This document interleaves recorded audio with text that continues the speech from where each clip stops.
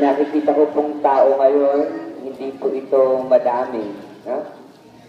Pagkat ito po ay bago nating ginagawa, sana po sa susunod na taon, mas madami pa pong tao ang dumalo sa ating palaspas. Sa palagay ko po, nakikita yung mga tao sa simbahan, pero dapat po nagpo-prosesyon. Po, ituro po natin yung tama at hindi po yung mali. Okay po? Mga minamahal na kapatid, 5 linggo na tayong naghahanda ng sarili para sa pagdiriwang ng Pasko ng pagpapakasakit at pagkabuhay ng Panginoon.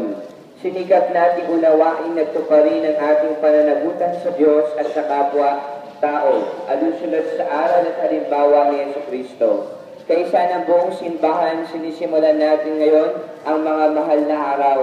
Si Kristo ay matagumpay na pumasok sa kanyang lungsod upang tuparin ang kanyang gawain bilang Mesiyas. Ang pagpakasakit, mamatay at muling mabuhay para sa ating kaligtasan. Taimtim nating sariwain sa alaala ang kanyang pag-aalay ng sarili para sa kapwa at sundan natin siya ng may buhay na pananampalataya. Kaysa niya sa pagdurusa sa krus, tayo nawa ay makahati niya sa kanyang pananaig, sa kamatayan at sa kanyang bagong buhay.